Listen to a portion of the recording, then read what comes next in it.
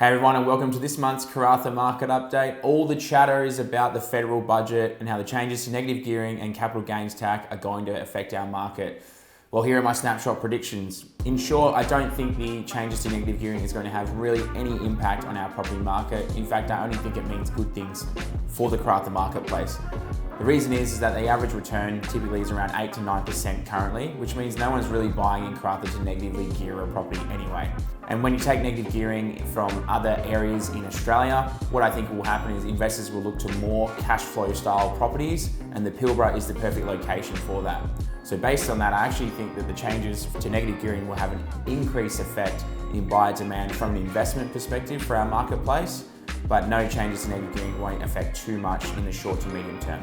As for the capital gains tax changes, I'm already seeing it where we're seeing an uptick in supply with people who are holding onto a property here in Karratha for quite some time, but are weighing up whether it's worth holding on beyond the July 2027 period. So based on that, I already can see it, and I think that we'll continue to see it throughout the next 12 months, where supply level will be up slightly and we'll see more people exiting the market, mainly due to the fact that if they own multiple properties within Australia, Karratha typically is a higher risk area. It typically ebbs and flows a lot, and if you look at the 10-year cycle, there are low lows and there are high highs. So if I own multiple properties within Australia, I'm probably looking at releasing the higher riskier ones where I can pull out some cash and just putting that money into some safer investment at the moment. Whilst our market has seen some incredibly strong results of recent, and the media has been highly referencing a recent sale in Bankton for 2.7 million, the reality is that the supply level has increased quite extensively, probably the most supply I've seen since pre-COVID 2020. Since Anzac Day, we tracked it and we'd seen over 40 properties hit the market, and our agency responsible for 19 of those properties.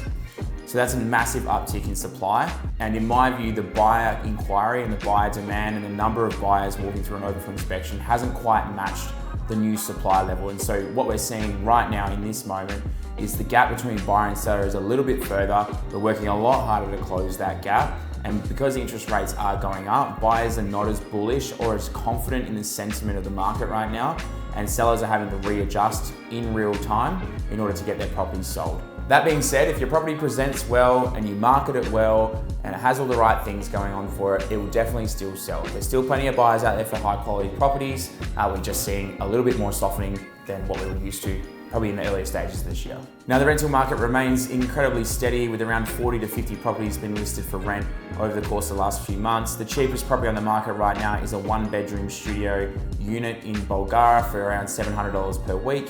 And the most expensive property is a large brick 4-bedroom home in Nickel at $2,100 per week.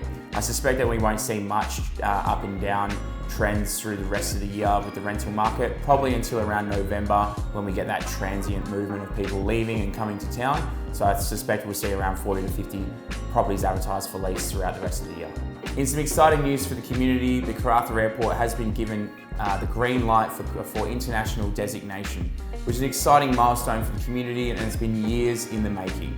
Now, it doesn't mean flights are taking off tomorrow or that you can't duck to Bali overnight tomorrow, but it does mean that there's an important milestone for the future that gives us strong economic growth for the future. So if you are looking to buy or you own a property here in Karratha, you've got some really great foundations there to think about the long-term growth that's going to be surrounded around our community and our marketplace. Thanks so much for joining me on this month's Karratha market update. If you need any assistance from a real estate perspective, contact Realmark Karratha on 9197 2600.